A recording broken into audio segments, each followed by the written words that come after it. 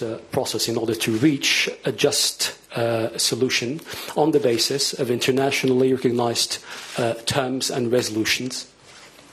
قد تحصل هناك بعض العقبات كالذي سمعناه مؤخرا من تصريحات هنا وهناك، لكن هذا لن يثنينا أبدا عن الاستمرار بالإيمان بأن الطريق الوحيد للوصول إلى السلام هو المفاوضات بيننا وبين إسرائيل بمشاركة وبإشراف دولي. We could hear here and there some say things that could give the impression that there are obstacles toward negotiations, but we are keen on continuing on the way of negotiations because we believe that it is the only way forward to reach a negotiated solution and peace between us and Israel and under international scrutiny. كذلك فإنه مهما حصلت هناك من عقبات في طريق الحل السياسي، لكننا ملتزمون بمحاربة الإرهاب والعنف والتطرف محليا وإقليميا ودوليا. And despite the hurdles that we can find on our way towards the settlement of this issue, we remain committed in fighting terrorism, violence and extremism locally, regionally and internationally. نحن أيضا ملتزمون بالاتفاقيات التي وقعت بيننا وبين الجانب الإسرائيلي، إلا أننا نطالب إسرائيل أن تؤدي دورها أيضا بالالتزام بهذه الالتزامات التي وقعت بيننا وبينهم، إذ لا يجوز لاتفاقيات أن تكون فقط ملتزم بها من قبل الطرف دون آخر. We are committed as well to continue complying with the treaties that we signed with the other party, with Israel. But at the same time, we call upon Israel to play its part and comply with those treaties, because it is not realistic nor imaginable to leave treaties complied with only by one party. نحن بنينا مؤسسات دولة كاملة متكاملة في الأراضي الفلسطينية، نريد أن نحافظ على هذه المؤسسات بكل ما أوتينا من قوة حتى نصل إلى حل الدولتين، دولة فلسطين إلى جانب دولة إسرائيل، تعيشان جنبا إلى جنب بأمن واستقرار. We have been successful in building the Palestinian state institutions.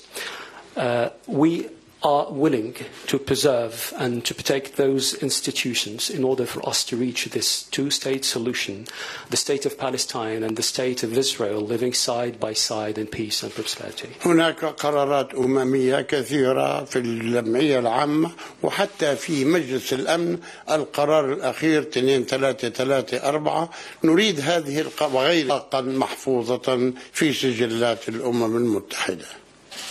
There have been series of UN resolutions issued either by the General Assembly or the Security Council, the last of which was the Resolution 2334, and hundreds of similar decisions and resolutions taken by the UN on this topic.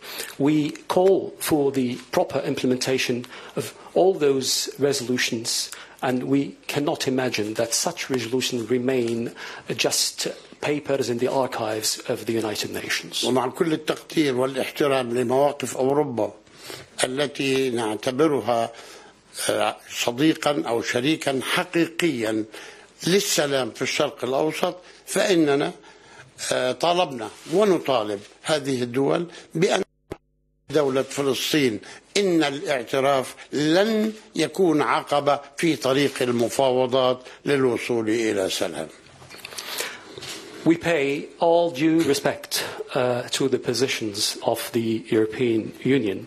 We truly consider the European Union as a true partner and friend, and therefore we call its member state to swiftly recognize the state of Palestine, and we confirm that there is no contradiction between recognition and the resumption of negotiations. وإنما يشجع الشعب الفلسطيني على المحافظة على الأمل بأن هناك سلام قادم، وأنه عليه أن ينتظر، لأن الطريق ستكون مفتوحة لهذا السلام. وبالتالي هذا يشجع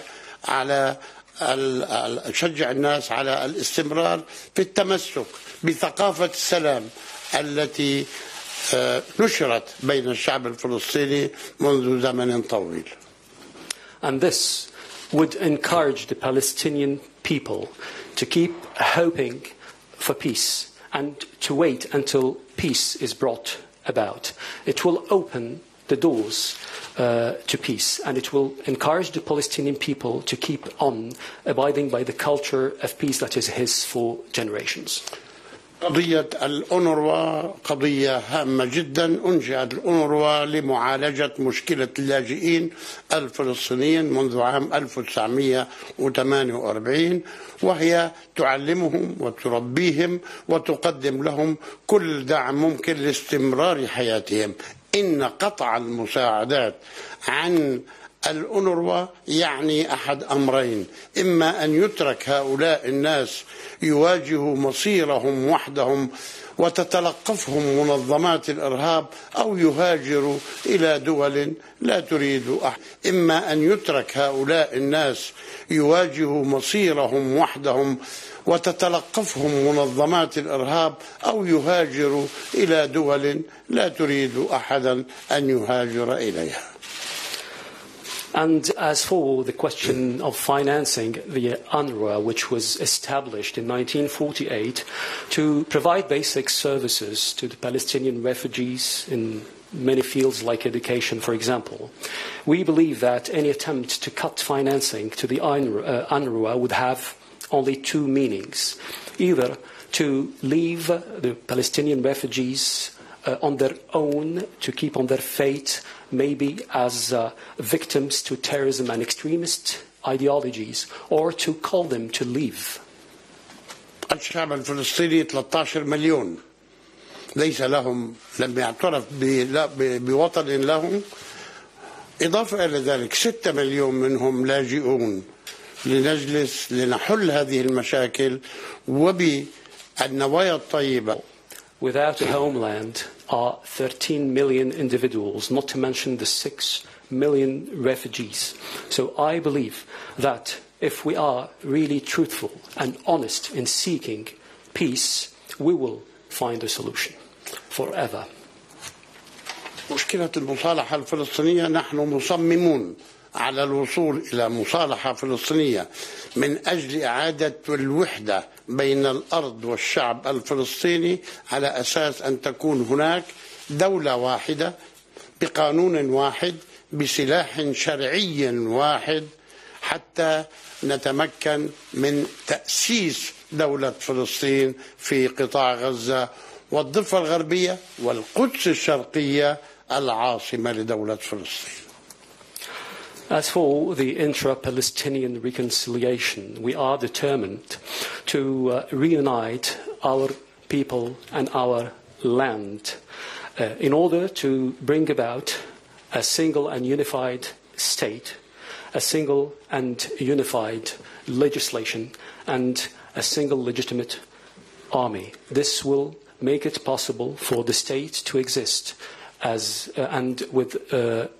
a state to exist with the West Bank, Gaza, and East Jerusalem as a capital. نحن مصممون على الوصول إلى هذا الهدف. We are determined to reach that goal. شكرا سيدتي موغريني على هذا الاستقبال. Thank you very much, Mrs. Mogherini, for your invitation.